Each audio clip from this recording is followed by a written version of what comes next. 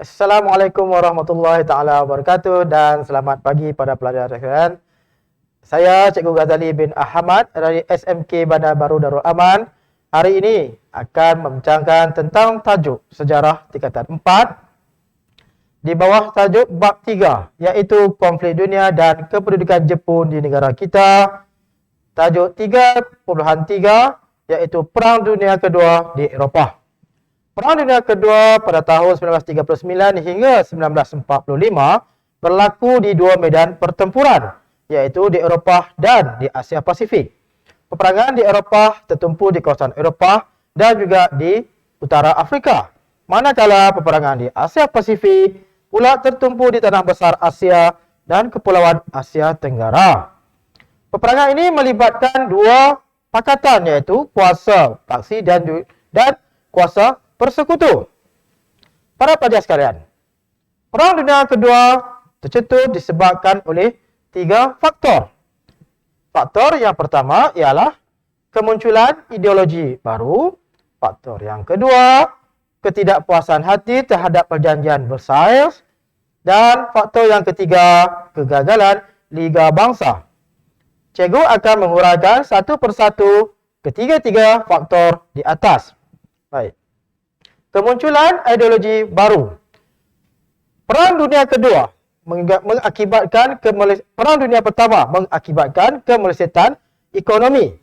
Jadi penduduk Itali dan Jerman mengadakan gerakan politik radikal. Gerakan ini dipimpin oleh pemimpin nasionalis berfahaman melampau, iaitu fasisme di Itali dan Nazisme di Jerman. Baik. Fahaman fasisme. Gerakan fasisme di bawah pimpinan Benito Mussolini dan parti fasis telah berjaya menguasai Itali pada tahun 1922.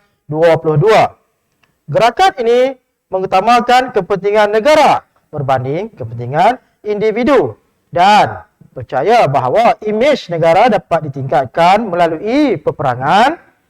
Akhirnya Itali meluaskan tanah jajahannya dengan menceroboh Habsyah dan Albania. Seterusnya, fahaman Nazisme. Nazisme dipimpin oleh Adolf Hitler. Beliau berjaya menguasai Jerman pada tahun 1933 dan parti ini mengagungkan bangsa Jerman. Selain itu, untuk memulihkan nasionalisme Jerman, parti Nazis menolak perjanjian Versailles dengan membesarkan angkatan tentera dan seterusnya menguasai semula Rhineland, bandar ataupun wilayah yang telah hilang ketika Perang Dunia Pertama. Baik, saya harap anda semua faham tentang faktor yang pertama. Seterusnya, cikgu pergi ke faktor yang kedua, iaitu ketidakpuasan hati terhadap perjanjian Versailles. Seperti mana yang anda pelajari dahulu, Jerman yang kalah dalam peperangan dunia pertama terpaksa menyerahkan wilayah Rhineland dan juga tanah jajahannya. Selain itu, Jerman terpaksa membayar pampasan dan juga ganti rugi akibat peperangan dalam Perang Dunia Pertama. Jerman menganggap bahawa perjanjian ini tidak adil dan juga menjejaskan kedaulatan negara mereka. Akhir sekali, Jerman mengalami kemelesetan ekonomi dan inflasi yang sangat teruk akibat Perang Dunia Pertama kerana terpaksa membayar pampasan dan ganti rugi yang sangat tinggi. Manakala Itali tidak puas hati terhadap perjanjian ini kerana mereka tidak mendapat tanah jajahan yang baharu seperti mana yang diperolehi oleh negara-negara yang terlibat dalam Perang Dunia Pertama. Seterusnya, faktor yang ketiga. Faktor yang ketiga adalah kegagalan Liga Bangsa.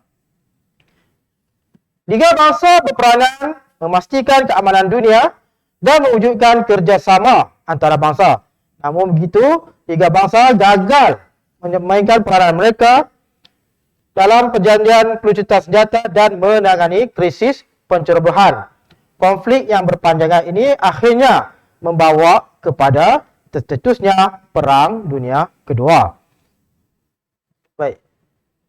Kegagalan Liga Bangsa dapat dilihat apabila mereka gagal menguatkuasakan perjanjian pelucutan senjata, menangani krisis pencerobohan yang berlaku, dan mendedahkan dunia kepada krisis yang berpanjangan dan tercetusnya Perang Dunia Kedua.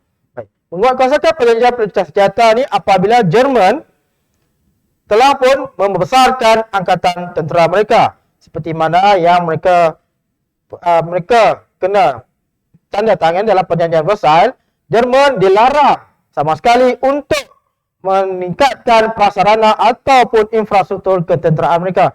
Namun apabila Nazisme menguasai Jerman, mereka keluar daripada perjanjian Versailles dan akhirnya membesarkan angkatan tentera mereka.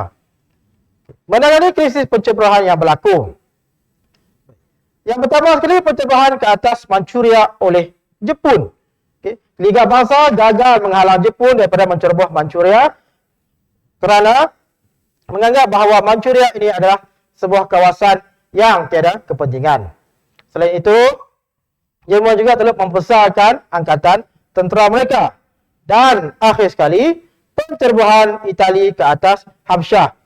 Liga Bangsa gagal menghalang Itali daripada menceroboh Habsyah dan akhirnya membawa kepada konflik yang berpanjangan dan seterusnya meletus Perang Dunia Kedua. Baiklah, saya harap pelajar-pelajar semua dapat mengikuti tajuk hari ini dengan secara ringkas dan mudah kerana sejarah sangat mudah untuk dipelajari. Oleh itu, sekian. Assalamualaikum warahmatullahi taala wabarakatuh.